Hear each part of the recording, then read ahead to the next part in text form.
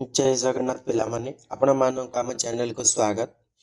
आज आम class 10 Odia chapter 8 Kant कवि लक्ष्मीकांत महापात्र पाठर समस्त प्रश्न उत्तर आलोचना करबा।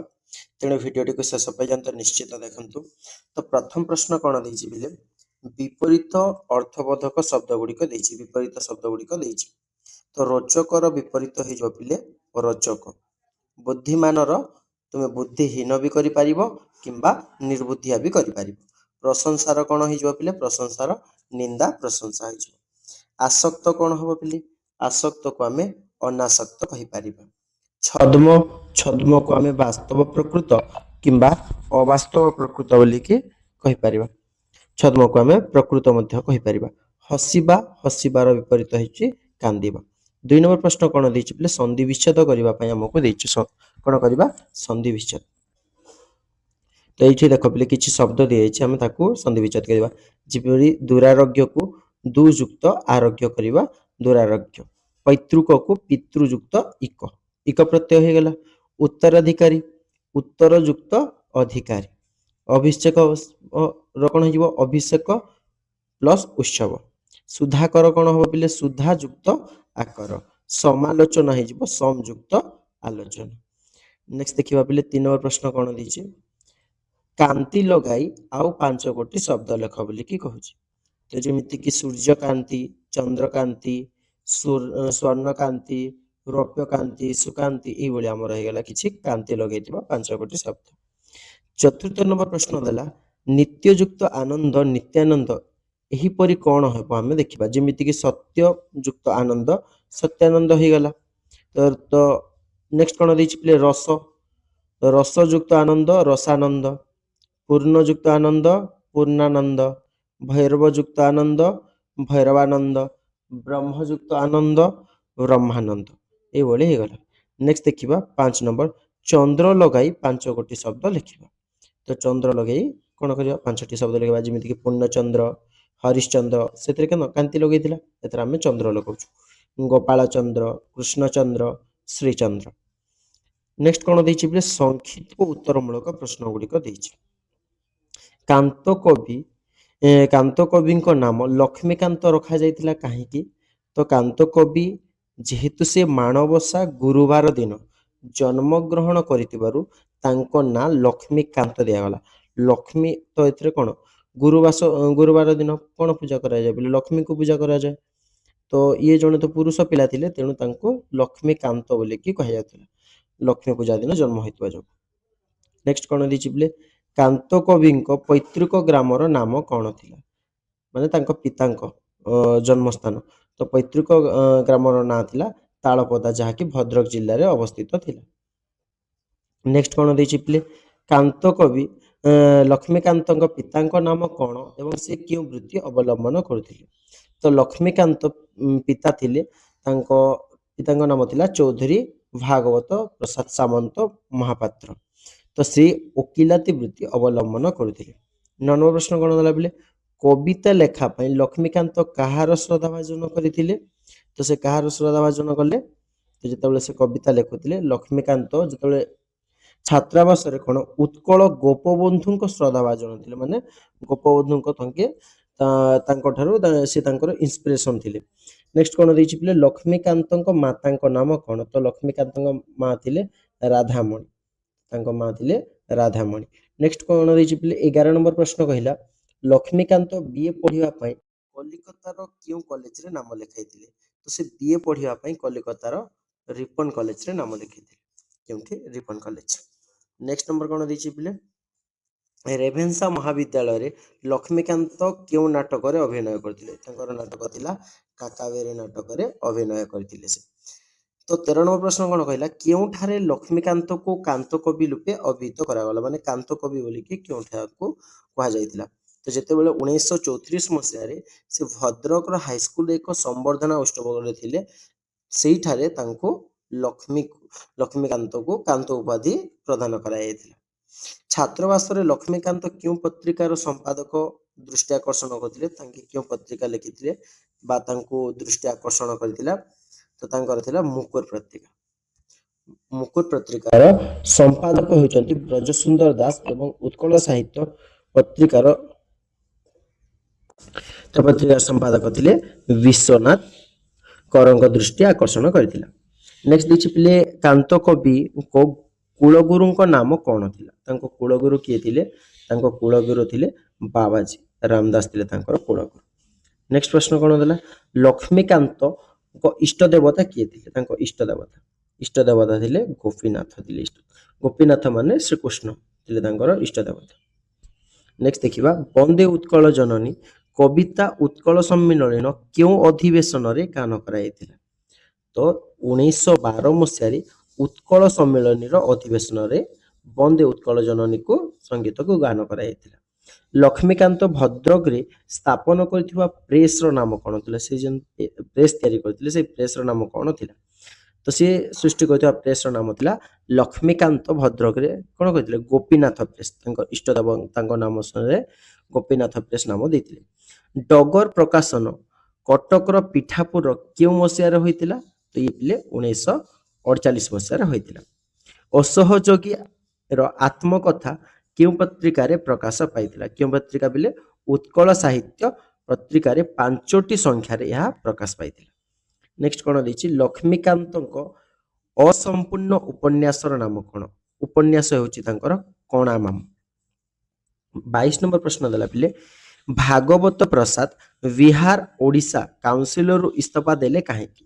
ତ ଇସ୍ତଫା ଦେବାର କାରଣ ଥିଲା ଯେତେବେଳେ ଲବଣ ସତ୍ୟାଗ୍ରହ ସମୟରେ ବ୍ରିଟିଶ ସରକାର ସାଧାରଣ ଲୋକଙ୍କ ଉପରେ କଣ କରୁଥିଲେ? ଅତ୍ୟାଚାର କରୁଥିଲେ।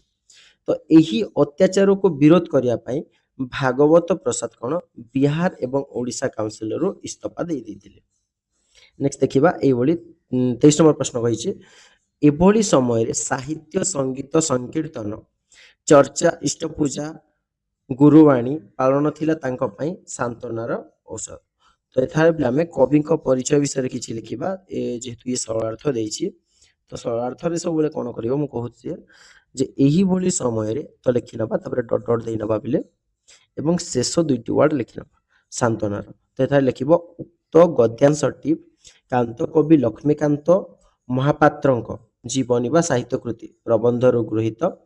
ଉକ୍ତ ପ୍ରସଙ୍ଗରେ ପ୍ରାବନ୍ଧିକ ଲକ୍ଷ୍ମୀକାନ୍ତଙ୍କ ଜୀବନର ବିପର୍ଯ୍ୟୟ ପରିସ୍ଥିତି ଏବଂ ସେହି ପରିସ୍ଥିତିରେ ମୁକ୍ତି ପାଇବାର ସୂଚନାତ୍ମକ ଭାବରେ ଉଲ୍ଲେଖ କରିଛନ୍ତି। ତ ଲକ୍ଷ୍ମୀକାନ୍ତ ଯେତେବେଳେ ଛାତ୍ର ଜୀବନ ଥିଲେ ଛାତ୍ର ଜୀବନରେ ଜଣେ ଦକ୍ଷ କ୍ରୀଡ଼ାବିତ ଏବଂ ଅଭିନେତା ସଙ୍ଗୀତ ସାଧକ ଏବଂ ସମାଜସେବୀ ଥିଲେ।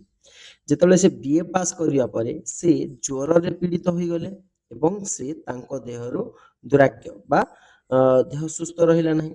ତ ବ୍ୟାଧିର ଉପସର୍ଗ ଦେଖା ଦେଇଥିଲା ଏବଂ ତାଙ୍କ ଶରୀର ଧୀରେ ଧୀରେ କଣ ହେଲା? ବିକଳାଙ୍ଗ ହୋଇଯିବା ସହିତ ପରିବାରର ଈର୍ଷା ଏବଂ ମାଲିକ ମୋକଦ୍ଦମା ଭଳି ସମସ୍ୟା ଗୁଡ଼ିକ ସମ୍ମୁଖୀନ ହୋଇଥିଲେ ତାଙ୍କ ସମୟରେ। ତ ଏଇଭଳି ଦୁଃଖରେ ସେ କଣ କୂଳଗୁରୁଙ୍କ ଠାରୁ ସେ ମାନେ ସେ ସବୁକୁ ସହ୍ୟ କରି ନେଇଥିଲେ ପୁଣି ଥରେ ଆଗକୁ ଯିବା ପାଇଁ ସେ ଚେଷ୍ଟା କରିଥିଲେ ଏଇ ସବୁ ଅସୁବିଧା ସତ୍ତ୍ୱେ ମଧ୍ୟ। ନେକ୍ସଟ କଣ ଦେଇଛି ପିଲେ 24 ନମ୍ବର ପ୍ରଶ୍ନ ଗଲା ଗାନ୍ଧୀ ଆଦର୍ଶ ଏବଂ ବାଣୀ ପ୍ରତି ଅନୁରାଗୀ ହୋଇ ସେ ସମ୍ପର୍କରେ ଅନେକ କବିତା ରଚନା କରିଥିଲେ। ସେଥିରେ ପିଲେ ଲେଖିବା ସେଇଭଳି ପ୍ରଥମେ ଲେଖିନେବ ଗାନ୍ଧୀଙ୍କ ଆଦର୍ଶ ଡଟ ଡଟ ଦେଇକି ଲେଖିନେବା ରଚନା କରିଥିଲେ। ତ ଉକ୍ତ ଗଦ୍ୟାଂଶଟି କାନ୍ତ କବି ଲକ୍ଷ୍ମୀକାନ୍ତ ମହାପାତ୍ରଙ୍କ ପ୍ରବନ୍ଧରୁ ଗୃହୀତ। ଏହି ଉକ୍ତ ପ୍ରସଙ୍ଗରେ ପ୍ରାବନ୍ଧିକ ଲକ୍ଷ୍ମୀକାନ୍ତ ବହୁମୁଖୀ ପ୍ରତିଭାର ପରିଚୟ ଦେବାକୁ ଯାଇ ସେ କଣ ଗାନ୍ଧୀଙ୍କ ଆଦର୍ଶରେ ଅନୁପ୍ରାଣିତ ହୋଇଥିଲେ ଏବଂ ସେହି ବିଷୟରେ ସେ ଏଠାରେ ଉଲ୍ଲେଖ କରିଛନ୍ତି। ତ ଲକ୍ଷ୍ମୀକାନ୍ତ ମହାପାତ୍ର ତ ଇଏ କଣ ମହାତ୍ମା ଗାନ୍ଧୀଙ୍କ ଆଦର୍ଶ ତାଙ୍କର ଇନ୍ସପିରେସନ ଥିଲା ଏବଂ ବାଣୀ ପ୍ରତି ଗଭୀର ଭାବରେ ଅନୁରାଗୀ ଥିଲେ ଏବଂ ସେ ଗାନ୍ଧୀଜୀଙ୍କ ସତ୍ୟ ଅହିଂସା ଦେଶ ପ୍ରେମ ଏବଂ ମାନବ ସେବାର ଆଦର୍ଶକୁ ଅନୁପ୍ରାଣିତ ହୋଇଥିଲେ ଏବଂ ଗାନ୍ଧୀଙ୍କ ଆଦର୍ଶ ବାଣୀ ତାଙ୍କ ମନରେ କଣ ଗଭୀର ପ୍ରଭାବ ପକେଇଥିଲା। ମାନେ ସେ ଯେତେବେଳେ ମହାତ୍ମା ଗାନ୍ଧୀ ସତ୍ୟ ଅହିଂସା ପ୍ରେମ ମାର୍ଗରେ ଯାଉଥିଲେ ସେଇଭଳି ତାଙ୍କର ଯେଉଁ ଅନୁଭୂତି ଗୁଡ଼ିକ କାହା ଉପରେ? ଲକ୍ଷ୍ମୀକାନ୍ତ ଉପରେ ପ୍ରଭାବ ପକାଇ ଦେଇଥିଲା। ଏହି କାରଣ ଯୋଗୁଁ ଗାନ୍ଧୀଜୀ ଥିଲେ ତାଙ୍କର ଆଦର୍ଶ ଏବଂ ତାଙ୍କ ବାଣୀ ସମ୍ପର୍କରେ ଅନେକ କବିତା ଗୁଡ଼ିକ ଲକ୍ଷ୍ମୀକାନ୍ତ ଲେଖିଥିଲେ ଏଥିରୁ ତାଙ୍କର ଦେଶପ୍ରେମ, ଗାନ୍ଧୀବାଦୀ ଚିନ୍ତାଧାରା ଏବଂ ସତ୍ୟର ପ୍ରତିଭାର ପରିଚୟ ଆମକୁ ଦେଖିବାକୁ ମିଳୁଛି। ନେକ୍ସଟ ଦେଖିବା ବେଲେ 25 ନମ୍ବର କହିଛି କ'ଣ ପାଇଛେ। 25 ନମ୍ବର କ୍ୱେଶ୍ଚନ ଦେଲା ଅଧିକାଂଶ ରଚନା ପ୍ରାଣ ଧର୍ମର ହାସ୍ୟ କୌତୁକ ଏବଂ ବ୍ୟଙ୍ଗ ବିଦ୍ରୂପ ଧର୍ମୀ। ତ ଏଠାରେ ଲେଖିନେବା ଅଧିକାଂଶ ରଚନା ଡଟ୍ ଡଟ୍ ଦେଇକି ବେଲେ ବିଦ୍ରୂପ ଧର୍ମୀ ବୋଲିକି ଲେଖିନେବା। ତ ଏଥିରେ ମଧ୍ୟ କବିଙ୍କ ଲେଖିବ ଯେ ଉକ୍ତ ଗଦ୍ୟାଂଶଟି ଗଦ୍ୟ ନାଁ ହେଲେ ଗଦ୍ୟାଂଶଟି କାନ୍ତ କବି ଲକ୍ଷ୍ମୀକାନ୍ତ ମହାପାତ୍ରଙ୍କ ପ୍ରବନ୍ଧରୁ ଗୃହୀତ। ଏଠାରେ ପ୍ରାବନ୍ଧିକ କାନ୍ତ କବି ଲକ୍ଷ୍ମୀକାନ୍ତ ମହାପାତ୍ର ବହୁମୁଖୀ ପ୍ରତିଭାର ପରିଚୟ ଦେଇ ତାଙ୍କ ରଚନାରେ ଥିବା ହାସ୍ୟ ଏବଂ କୌତୁକ ବ୍ୟଙ୍ଗ ବିଦ୍ରୂପ ଧର୍ମୀ ବିଶେଷତାକୁ ସ୍ପଷ୍ଟ ଭାବରେ ବର୍ଣ୍ଣନା କରିଛନ୍ତି। ତ ଦେଖିବା ଯେ ଲକ୍ଷ୍ମୀକାନ୍ତ ଯେତେବେଳେ ଛାତ୍ର ଜୀବନରୁ ସାହିତ୍ୟ ସାଧନରେ ମନୋନିବେଶ କରିଥିଲେ ଏବଂ ପ୍ରଥମେ ସେ କବିତା ଲେଖିଥିଲେ ମଧ୍ୟ ପରବର୍ତ୍ତୀ ସମୟରେ ସେ ଗଦ୍ୟର ବିଭିନ୍ନ ଲେଖନୀ ଗୁଡ଼ିକ ଚାରଣ କରିଥିଲେ। ତାଙ୍କର ସେଇ ଜାତୀୟବାଦୀ ଏବଂ ମହାତ୍ମାବାଦୀ ଲେଖାକୁ ଛାଡ଼ିଦେଲେ ପ୍ରାୟ ସମୟ ସେ ରଚନାରେ ବ୍ୟଙ୍ଗ ଏବଂ ବିଦ୍ରୂପ ଗୁଡ଼ିକ ଦେଖିବାକୁ ମିଳିଥାଏ। ତ ସିଏ ଏଠାରେ ଅସହଯୋଗୀ ମାନେ ଯିଏକି ସହଯୋଗ କରନ୍ତି ନାହିଁ। ତ ଅସହଯୋଗୀ ମାନେ ଛଦ୍ମ ନାମରେ ଅସହଯୋଗୀର ଆତ୍ମକଥା ରଚନା କରିଥିଲେ ଏବଂ ଏହି ଆନ୍ଦୋଳନରେ ଯୋଗ ଦେଇଥିବା କେତେକ କର୍ମୀଙ୍କ ତ୍ରୁଟି ଏବଂ ବିଚ୍ୟୁତିକୁ ସେ ବ୍ୟଙ୍ଗାତ୍ମକ ଭାବରେ ପ୍ରକାଶ କରିଥିଲେ ଏବଂ ସେ ତାଙ୍କ ନାଟକ ଗଣ କ୍ଷେତ୍ରରେ ସେ ଅନେକ ପ୍ରହସନ ରଚନା କରିଥିଲେ, ଯେପରିକି ଚଟକ, ଚନ୍ଦ୍ରହାସ ଚମ୍ପୁ, ଧଳା ମାଣିକରେ, କଳା ମାଣିକ ନାହିଁ ବୋଲେ ଧଳା ମାଣିକରେ, ଡେମୋକ୍ରେସି ସଭା, ହନୁମନ୍ତ ବସ୍ତ୍ରହରଣ ଏବଂ ଏଇଭଳି ହାସ୍ୟ ରଣ ପ୍ରକାଶ ଗୁଡ଼ିକ କରିଥିଲେ। ସେ ହାସ୍ୟ ମାଧ୍ୟମରେ ସମାଜକୁ କ'ଣ ଏକ ଦିଗ୍ଦର୍ଶନ ଦେବାକୁ ଚାହୁଁଥିଲେ, ମାନେ ସମାଜରେ ଗୋଟେ ପରିବର୍ତ୍ତନ ଆଣିବା ପାଇଁ ଚାହୁଁଥିଲେ ଏବଂ ତାଙ୍କ ମତରେ ତିଅଣରେ ଲୁଣ ଭଳି ସାହିତ୍ୟରେ ହାସ୍ୟ ରହିବା, ମାନେ ଯେମିତିକି ଖାଦ୍ୟ ଆମେ ବିଭିନ୍ନ ପ୍ରକାର ଖାଦ୍ୟ ଖାଉଛୁ, ଲୁଣ ବିନା ଖାଦ୍ୟ ଯେପରି ସୁସ୍ୱାଦୁ ଲାଗେ ନାହିଁ, ସେଇଭଳି ସାହିତ୍ୟରେ ଯଦି ହାସ୍ୟତା ରହିବ ନାହିଁ, ହସ କଥା ରହିବ ନାହିଁ, ତେବେ ସାହିତ୍ୟ ମଧ୍ୟ ସୁନ୍ଦର ଲାଗିବ ନାହିଁ। ତେଣୁ ଲକ୍ଷ୍ମୀକାନ୍ତ ଏହି ବିଷୟରେ ପ୍ରତିଭାକୁ ସୂଚିତ କରିବା ପାଇଁ ଯାଇ ପ୍ରାବନ୍ଧିକ ଏପରି ଲେଖିଥିଲେ। ନେକ୍ସଟ କ'ଣ ଦେଇଛି ପିଲେ 25 ନମ୍ବର ଦେଖିବା। ତ ଏ ପିଲେ ରିପିଟ୍ ହେଇଯାଇଛି। ନେକ୍ସଟ ଦେଖିବା 26 ନମ୍ବର ଗଳ୍ପଟିର ପରିଣତି ବେଶ କରୁଣାକର ରସରେ ମାର୍ମିକ। ସେଥିରେ ମଧ୍ୟ ଲେଖିନେବା ପିଲେ ଗଳ୍ପଟିର ଡଟ୍ ଡଟ୍ ଦେଇକି ଧାର୍ମିକ ଲେଖିନେବା। ଉକ୍ତ ଗଦ୍ୟାଂଶଟି ପାଠ୍ୟପୁସ୍ତକର କାନ୍ତ କବି ଲକ୍ଷ୍ମୀକାନ୍ତ ମହାପାତ୍ରଙ୍କ ଜୀବନୀ ଏବଂ ସାହିତ୍ୟ ପ୍ରତି ପ୍ରବନ୍ଧରୁ ଗୃହୀତ। ପ୍ରାବନ୍ଧିକ ଲକ୍ଷ୍ମୀକାନ୍ତଙ୍କ ରଚିତ ଏଠାରେ କ'ଣ ବୁଢ଼ା ଶଙ୍ଖାରୀ ଗଳ୍ପ ବିଷୟରେ ଆମେ ଆଲୋଚନା କରିବା। ତ ସେ ତାଙ୍କର ଗୋଟେ ଗଳ୍ପ ଥିଲା। ତ କ୍ଲାସ 9ରେ ପିଲେ ତୁମେ ବୁଢ଼ା ଶଙ୍ଖାରୀ ବିଷୟରେ ପଢ଼ିଥିବ। ତ ବୁଢ଼ା ଶଙ୍ଖାରୀ ଗଳ୍ପରେ ଶଙ୍ଖାରୀ ବୁଢ଼ା କ'ଣ ଜମିଦାର ଘରର ନୂଆ ବୋହୂକୁ ଶଙ୍ଖା ପିନ୍ଧାଇଥିଲା ଏବଂ ଶଙ୍ଖା ପିନ୍ଧାଇବା ସମୟରେ ତା ମନରେ ଅନେକ ପ୍ରଶ୍ନ ସୃଷ୍ଟି ହେଉଥିଲା, ଜାଗ୍ରତ ହେଉଥିଲା ଏବଂ ପରେ ସିଏ ବୋହୂର ଇଚ୍ଛା ଯେତେବେଳେ ନଥିଲା, ବୋହୂର ଇଚ୍ଛା କ'ଣ ଥିଲା ଅନୁସାରେ ସେ ତାକୁ ଆସମାନ ତାର ଶଙ୍ଖା ନେଇଦେବେ ବୋଲିକି କହିଥିଲା ଏବଂ ଗଢ଼ି ନେଇ ତାହାକୁ ପିନ୍ଧାଇବା ପାଇଁ ବହୁତ ଆବେଗରେ ଆସିଥିଲା, କିନ୍ତୁ ତାହାର ସେଇ ଆଶାଟା କ'ଣ ହେଲା ପୂରଣ ହୋଇନଥିଲା। ତ ସେ ଯେତେବେଳେ ଯାଇଥିଲା, ତ ଯେଉଁ ବୋହୂ ହାତରେ ଶଙ୍ଖା ପିନ୍ଧାଇବା ପାଇଁ ସେ ମାନେ ତାର ଦେହ ଅସୁସ୍ଥ ଥିଲେ ମଧ୍ୟ ସେ ରଜର ପୂର୍ବରୁ ସେଠାକୁ ଧାଇଁ ଯାଇଥିଲା ଶଙ୍ଖା ତିଆରି କରିକି, ସେହି ବୋହୂର ଯେତେବେଳେ ବିଧବା ରୂପ ଦେଖିଥିଲା ସେତେବେଳେ ସେ ଭାଙ୍ଗି ପଡ଼ିଥିଲା। ଆଉ ବୋହୂର ଏଇଭଳି ରୂପକୁ ଦେଖି ଶଙ୍ଖାରୀ ବୁଢ଼ା ହୃଦୟରେ ଗୋଟେ ଗଭୀର ବେଦନା ସୃଷ୍ଟି ହେଇଥିଲା ଏବଂ ଏହି ଦୃଶ୍ୟ ପାଠକଙ୍କ ଆଖିରେ କ'ଣ ଲୁହ ଆଣିଦିଏ। ତ ଯେତେବେଳେ ସେ ତାଙ୍କୁ ସେଇ ବୋହୂଟିକୁ ମା ମାନୁଥିଲା ଏବଂ ସେଇ ତା ମାର ଏଇଭଳି ରୂପକୁ ଦେଖି ସେ ସହ୍ୟ କରିପାରିଲା ନାହିଁ, ତେଣୁ ସେ ସେଠାରେ କ'ଣ କରିଥିଲା, ସେ ଯେ ଯେଉଁ ଶଙ୍ଖା ଗୁଡ଼ିକ ନେଇଥିଲା ସେ ସେଠାରେ କଚାଡ଼ି ଦେଇକି ଚାଲି ଯାଇଥିଲା। ତେଣୁ ଗଳ୍ପଟିର ଏହି ପରିଣତି କରୁଣ ରସରେ ଅତ୍ୟନ୍ତ ମାର୍ମିକ ହୋଇଛି। ନେକ୍ସଟ ଦେଖିବା ପିଲେ 27 ନମ୍ବର କ'ଣ କହିଲା ଯେ ଆଧ୍ୟାତ୍ମିକତା ଉଚ୍ଚାଙ୍ଗ ଭାବେ ବେଳେ ବେଳେ ତାଙ୍କ ସୃଷ୍ଟିକୁ ଅନନ୍ୟ କରିଛି। ତ ଏଠାରେ ଲେଖିବା ଉକ୍ତ ଗଦ୍ୟାଂଶଟି ଦୁଇଟା ୱାର୍ଡ ଲେଖା ଲେଖିଦେବ। କାନ୍ତ କବି ଲକ୍ଷ୍ମୀକାନ୍ତ ମହାପାତ୍ର ପ୍ରବନ୍ଧରୁ ଗୃହୀତ।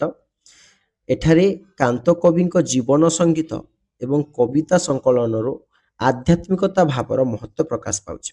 ଆଧ୍ୟାତ୍ମିକତା ବିଷୟରେ ନେକ୍ସଟ ଦେଖିବା ଯେ ଲକ୍ଷ୍ମୀକାନ୍ତ ଯେତେବେଳେ ଏକାନ୍ତ ଭାବରେ ସେ ତ ବୈଷ୍ଣବ ଥିଲେ ଏବଂ ସେ କାହାକୁ ପୂଜା କରୁଥିଲେ ଗୋପୀନାଥଙ୍କୁ ନା ପାରିବାରିକ ପର ଅନୁସାରେ ସେ ବୈଷ୍ଣବ ଧର୍ମ ଗ୍ରହଣ କରି ନିଜର ଇଷ୍ଟ ଦେବ ଗୋପୀନାଥଙ୍କ ନିକଟରେ ନିଜକୁ ସମର୍ପଣ କରିଦେଇଥିଲେ କିନ୍ତୁ ତାଙ୍କ ହୃଦୟର ଭକ୍ତି ପ୍ରେମ କରୁଣା ଏବଂ କୋମଳ ଭାବରେ ପରିପୂର୍ଣ୍ଣ ଥିଲା ଏବଂ ଏହି ଭାବ ତାଙ୍କର ଜୀବନ ସଙ୍ଗୀତର ଅନେକ କବିତାରେ ପ୍ରକାଶ ପାଇଥିଲା ତାଙ୍କ ଆଧ୍ୟାତ୍ମିକତା ଚିନ୍ତାଧାରାକୁ ଅନେକ ଆଲୋଚକ ରବୀନ୍ଦ୍ରନାଥ ଠାକୁର ଯିଏକି ଗୀତାଞ୍ଜଳି ସହିତ ତୁଳନା କରିଛନ୍ତି କାନ୍ତକବି ଲକ୍ଷ୍ମୀକାନ୍ତଙ୍କୁ ଏବଂ ଗୀତାଞ୍ଜଳି ତାଙ୍କୁ ଅନେକ ଭାବରେ ପ୍ରଭାବିତ କରିଥିଲା ଏବଂ ତଥାପି ଲକ୍ଷ୍ମୀକାନ୍ତ ନିଜର ସ୍ୱତନ୍ତ୍ର ପ୍ରତିଭା ପାଇଁ ମାନେ ନିଜର ପ୍ରତିଭା ଯୋଗୁଁ ସେ ବୈଶିଷ୍ଟ୍ୟକୁ ତାଙ୍କ କବିତାରେ ପ୍ରକାଶ କରିଥିଲେ ଏବଂ ସେ ତାଙ୍କ କବିତାରେ ଭକ୍ତି ଆଧ୍ୟାତ୍ମିକତା ପ୍ରେମ କରୁଣା ମାନବୀୟ ଭାବରେ ସୁନ୍ଦର କରିବା ପାଇଁ ଚେଷ୍ଟା କରିଥିଲେ ଏହି ଆଧ୍ୟାତ୍ମିକତା ଉଚ୍ଚାଙ୍ଗ ଭାବରେ ତାଙ୍କ ସୃଷ୍ଟିକୁ ବହୁତ ଅନ୍ୟାନ୍ୟ କ'ଣ ଗୁରୁତ୍ୱପୂର୍ଣ୍ଣ ମହତ୍ଵ ମାନେ ଦେଇଥାଏ ନେକ୍ସଟ ଏବେ ଦେଖିବା ବୋଲେ ଦୀର୍ଘ ଉତ୍ତରମୂଳକ ବିଷୟରେ କ୍ୱେଶ୍ଚନ ଗୁଡ଼ିକ ଦେଖିବା କାନ୍ତକବି ଲକ୍ଷ୍ମୀକାନ୍ତଙ୍କ ଜୀବନର ପରିଚୟ ଦିଅ ବୋଲି କହିଛୁ ତ କାନ୍ତକବି ଲକ୍ଷ୍ମୀକାନ୍ତ ମହାପାତ୍ର ସେ ଓଡ଼ିଶା ସାହିତ୍ୟର ଜଣେ ଯଶସ୍ୱୀ କବି ଗାଳ୍ପିକ ଥିଲେ ଗଳ୍ପ ମଧ୍ୟ ଲେଖିଥିଲେ ନା ବୁଢ଼ା ଶଙ୍ଖାରେ ନାଟ୍ୟକାର ଥିଲେ ଏବଂ ସାହିତ୍ୟ ସାଧକ ଭାବରେ ପରିଚିତ ଥିଲେ ସେ ନିଜ ଜୀବନରେ ଅନେକ ଦୁଃଖ ଏବଂ ଯନ୍ତ୍ରଣା ଭୋଗ କରିଥିଲେ ମଧ୍ୟ ତାଙ୍କ ଜୀବନରେ ସେ ପାଠକକୁ କ'ଣ ହାସ୍ୟର ଅମୃତ ପାନ କରାଇଥିଲେ ଯେପରି ଖାଦ୍ୟ ଲୁଣ ବିନା ଭଲ ଲାଗେ ନାହିଁ ସେ କହୁଥିଲେ ଯେ ସାହିତ୍ୟ ମଧ୍ୟ ହସ ବିନା ବା ଥଟ୍ଟା ତମସା ବିନା ଭଲ ଲାଗେ ନାହିଁ ବୋଲି ଏବଂ ତାଙ୍କ ଦେହ ମଧ୍ୟ ଅତ୍ୟଧିକ ଅସୁସ୍ଥ ଥିଲେ ମଧ୍ୟ ସେ ସାହିତ୍ୟରୁ ପଛଘୁଞ୍ଚା ଦେଇନଥିଲେ ତ ଲକ୍ଷ୍ମୀକାନ୍ତ ମହାପାତ୍ର 1888 ମସିହା ଡିସେମ୍ବର 9 ତାରିଖରେ ଗୁରୁବାର ଦିନ କଟକ ସହରର କେଉଁଠି ବାଖରବାଦ ସ୍ଥିତ ଧୂଆଁପତ୍ରିଆ ଗଳିରେ ସେ ଜନ୍ମଗ୍ରହଣ କରିଥିଲେ ଏବଂ ସେହି ଦିନ ମାଣବସା ଗୁରୁବାର ଥିବାରୁ ତାଙ୍କ ନାମ ଦିଆଯାଇଥିଲା ଲକ୍ଷ୍ମୀକାନ୍ତ ଏବଂ ତାଙ୍କ ପିତାଙ୍କ ନାଁ ଥିଲା ଚୌଧୁରୀ ଭାଗବତ ପ୍ରସାଦ ସାମନ୍ତରାୟ ମହାପାତ୍ର ଥିଲେ ତାଙ୍କ ଉପାଧି ଅନୁସାରେ ଏତିକି ବଡ଼ ଟାଇଟେଲ ହେଇଯାଇଛି ଏବଂ ତାଙ୍କ ମା ଥିଲେ ରାଧାମଣି ଏବଂ ତାଙ୍କ ପୈତୃକ ମାନେ ନିଜ ପିତାଙ୍କ ଗ୍ରାମ ଥିଲା ଭଦ୍ରକ ଜିଲ୍ଲାର ତାଳପଦ ଥିଲା ତ ଛାତ୍ର ଜୀବନରେ ଲକ୍ଷ୍ମୀକାନ୍ତ କ'ଣ ସାହିତ୍ୟ କ୍ରୀଡ଼ା ଏବଂ ସଙ୍ଗୀତ ପ୍ରତି ଆଗ୍ରହୀ ଥିଲେ ଏବଂ ସେ ରେଭେନ୍ସା ମହାବିଦ୍ୟାଳୟରେ ଯେତେବେଳେ ପଢ଼ୁଥିଲେ ସେ କଲିକତାର ରିପନ କଲେଜରେ ବିଏ ପଢ଼ିବା ଆରମ୍ଭ କଲେ ଏବଂ ଛାତ୍ର ଜୀବନ ତାଙ୍କ ଲେଖା ପ୍ରତି ବହୁତ ଚେଷ୍ଟା ଥିଲା ପିଲେ ଏବଂ ଲେଖାଲେଖି ପ୍ରତିଭା ଯୋଗୁଁ ସେ ମୁକୁର ଏବଂ ଉତ୍କଳ ସାହିତ୍ୟ ପତ୍ରିକାର ସମ୍ପାଦକ ମାନଙ୍କୁ ଦୃଷ୍ଟି ଆକର୍ଷଣ କରିଥିଲା ଏବଂ ଉତ୍କଳମଣି ଗୋପବନ୍ଧୁ ଦାସ ତାଙ୍କ କବିତା ପ୍ରତିଭାରେ ପ୍ରଭାବିତ ମଧ୍ୟ ହୋଇଥିଲେ ତ ଏଠାରେ ଦେଖିବା ଯେ ଛାତ୍ର ଜୀବନରୁ ଯେତେବେଳେ ସମୟ ଥିଲା ଏବେ ଦେଖିବା ଯେ ପରବର୍ତ୍ତୀ ଜୀବନରେ ସେ ଯେତେବେଳେ ଦୁରାରୋଗ୍ୟ ବ୍ୟାଧରେ ପୀଡ଼ିତ ହେଲେ ମାନେ ତାଙ୍କ ଦେହ ଅତ୍ୟଧିକ ଖରାପ ହେବାକୁ ଗଲା ଏହି ସମୟରେ ଦୁଃଖ ସମୟରେ ସେ ନିଜ ଇଷ୍ଟ ଦେବ ଗୋପୀନାଥକୁ ଭକ୍ତି ଏବଂ ସାହିତ୍ୟ ସାଧନରେ ନିଜକୁ କ'ଣ ନିମ୍ନଜିତ କରିଦେଇଥିଲେ ଏବଂ ତାଙ୍କ ରଚନାରେ ହାସ୍ୟ କୌତୁକ ବ୍ୟଙ୍ଗ ବିଦ୍ରୂପ ଦେଶପ୍ରେମ ଭକ୍ତି ଆଧ୍ୟାତ୍ମିକତା ଏବଂ କରୁଣାକର ସୁନ୍ଦର ସମନ୍ୱୟ ଗୁଡ଼ିକ ଦେଖା ଦେଇଥାଏ ତ ପିଲେ ବନ୍ଦେ ଉତ୍କଳ ଜନନୀ ଥିଲା ତାଙ୍କର ଗୋଟେ ଅମର ସୃଷ୍ଟି ତ ବନ୍ଦେ ଉତ୍କଳ ଜନନୀ ହେଉଛି ଆମର ଜାତୀୟ ସଙ୍ଗୀତ ଭାବରେ ମାନ୍ୟତା ପାଇଛି ଏବଂ ତାଙ୍କ ଅନ୍ୟାନ୍ୟ ଉଲ୍ଲେଖନୀୟ ରଚନା ମଧ୍ୟରେ ଜୀବନ ସଙ୍ଗୀତ ବୁଢ଼ା ଶଙ୍ଖାରୀ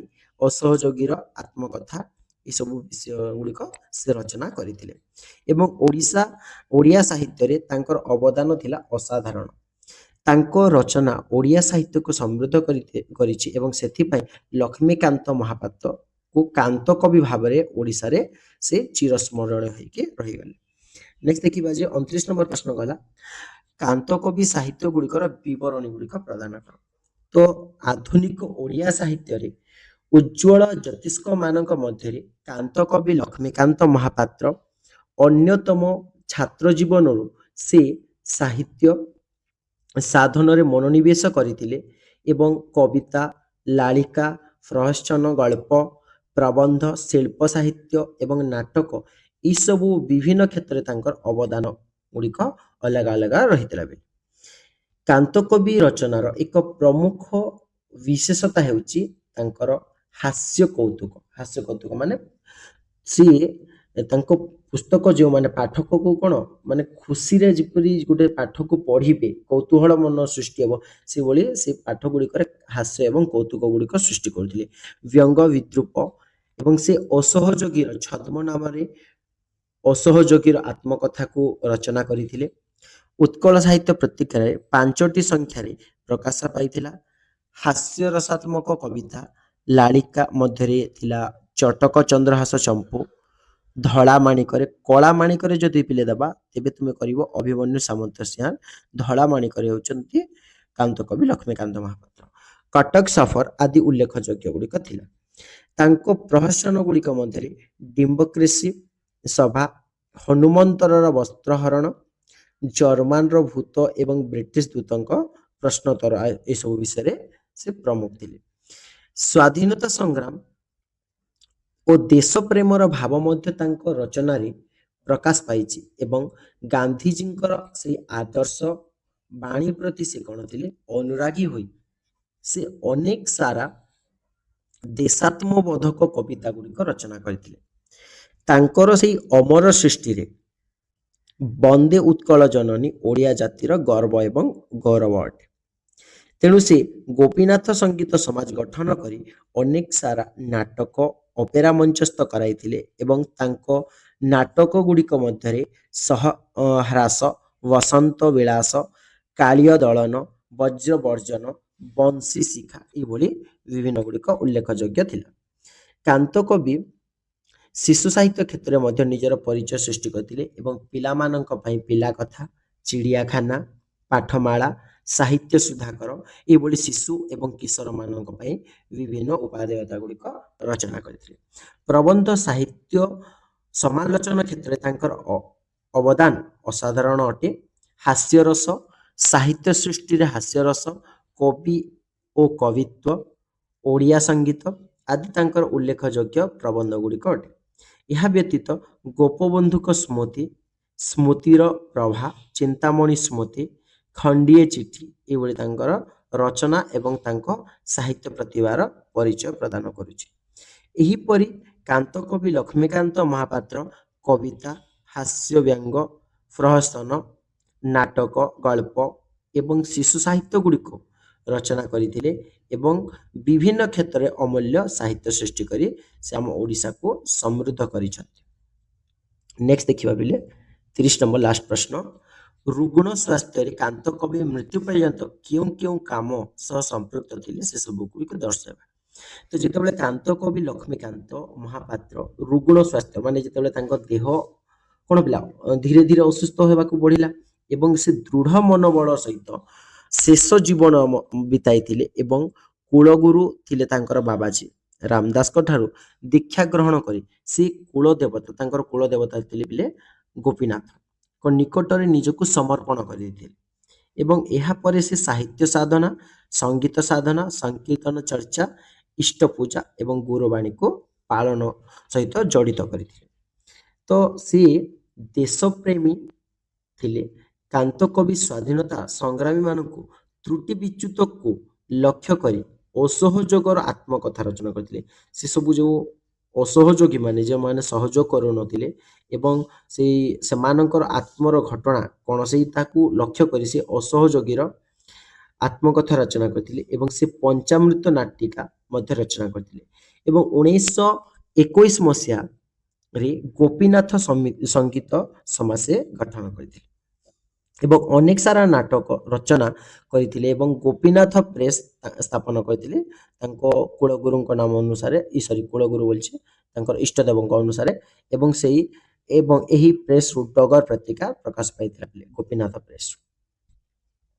ଏହା ବ୍ୟତୀତ ସେ ସମାଜରେ ମଧ୍ୟ ନିଜକୁ ନିୟୋଜିତ କରିଦେଇଥିଲେ ସମାଜ ସେବାରେ ଏବଂ ଗାଁ ଲୋକଙ୍କ ଦୁଃଖ ଦୁର୍ଦ୍ଦଶାକୁ ଦୂର କରିବା, ଅନ୍ଧବିଶ୍ୱାସକୁ କିପରି ଦୂର କରିପାରିବେ ଏବଂ କୁଟୀର ଶିଳ୍ପ ବା ଛୋଟ ଛୋଟ ଘର ଗୁଡ଼ିକର କିପରି ଉନ୍ନତି କରିପାରିବେ ସେଥିପାଇଁ କ'ଣ କାମ କରିପାରିବେ ସେଥିପ୍ରତି ମଧ୍ୟ ସେ ଧ୍ୟାନ ଦେଉଥିଲେ।